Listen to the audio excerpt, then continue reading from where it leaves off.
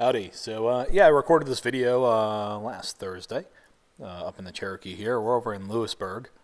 And for some reason, the audio didn't get picked up by the microphone on the camera, so I'm going to kind of walk you through what's happening here. So, checking down the runway, make sure there's no airplanes, and I'm going to take a look up the runway and check on final. There's nobody on final. I've made my radio calls, I've done my run-up, and I'm heading out to the runway to do a short field style takeoff. I'm going to go ahead and hold the brake. Push the throttle all the way forward to full power while holding the brake, then release the brake gently, and cruise on down the runway to about 60 miles per hour. Let's hit 60, give or take. We're going to rotate, which means take off, get off the ground. And we'll fly in ground effect, which is basically the distance of the wing from the ground. So maybe, I don't know, we're probably 10, 15 feet off the ground, something like that at this point.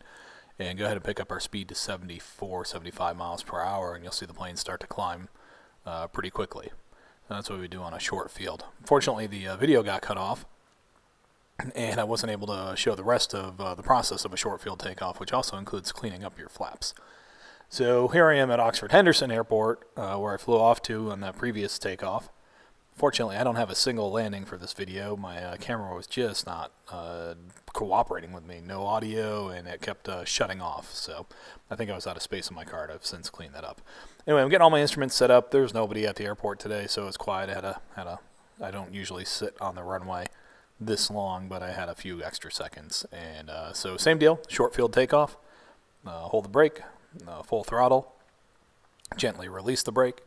Rotate about 60, right about here, and accelerate to about 74, 75. You'll see the plane just come up on its own. There's not a whole lot I can do to keep it down. It takes a lot of effort to fight a plane that doesn't want to, that's climbing. Even my plane, which isn't necessarily a great climber, it wants to come up off the ground. So right now we're flying out and still have 2 notches of flaps in. I'll leave those flaps in for a little bit until I get a positive rate of climb. You can see that on the vertical speed indicator just off my left knuckles. It looks like we're about 500 to 700 feet a minute, and looks like we're climbing about 80, 82 miles per hour, which is pretty good. So go ahead and get the first notch of flaps cleaned up. We're clear of all those obstacles, all those trees, so no big deal. And got everything cleaned up. And you see me talking here. I'm talking to you, but unfortunately, like I said, the audio didn't get picked up. And I'm also making my radio calls to the local airport, letting them know that I am leaving the pattern to the east and what my intentions are, so there is nobody surprised, and we don't get surprised when we see each other out there.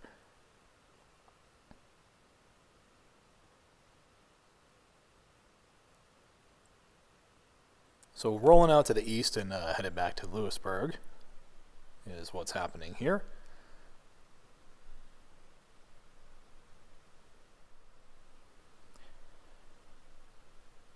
So in this scene, what's happening is we've leveled out. We're pretty much on course back to Lewisburg. It's maybe a 15, 20-minute flight.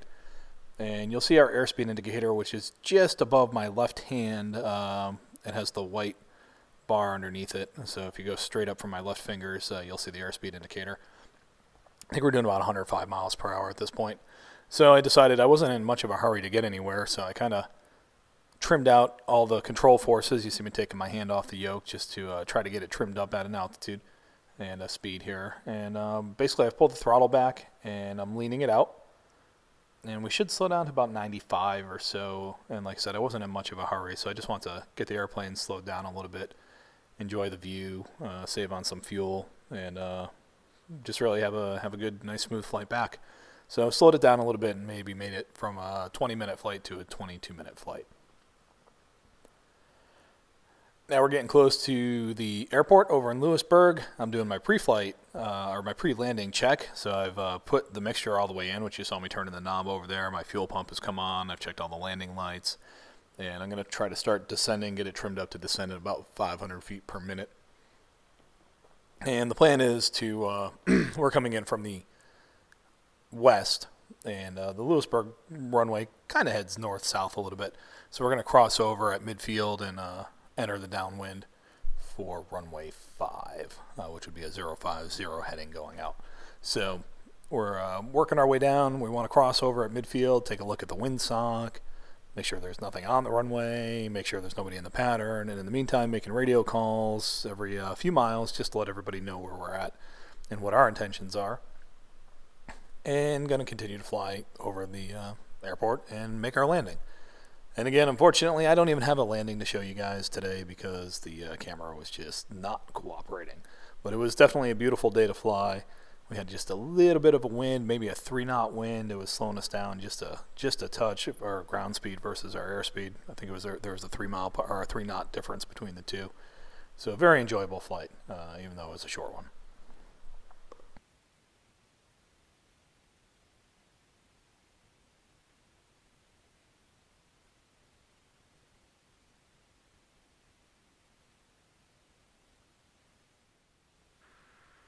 So we've made our way to the runway. You can kind of see it down on the left-hand side of the front window there. Not that little side window. You see the end of the airport. That's the 2-3 end of the runway. And we're going to go right over the midfield, and I'm making a radio call here probably pretty quickly. That's going to sound something like Triangle North traffic, November 6033 Whiskey, crossing midfield, and I'm going to make a right downwind, or make traffic right downwind for runway 5.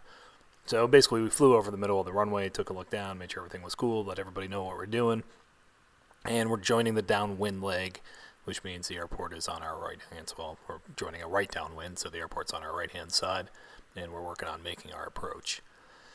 So here we're getting the plane slowed down a little bit, and going to get our flaps out and get everything ready to go ahead and make our landing.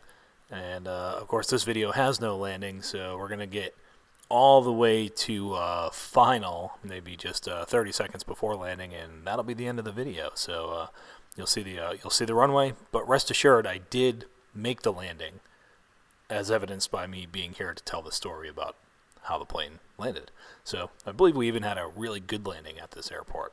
And the other interesting thing is, for some reason, when you start flying a plane, even when you're flying by yourself, everything is we. So we had a really good landing, we had a really good flight, and the only person in the plane was me. So apparently you lose your mind a little bit when you become a pilot.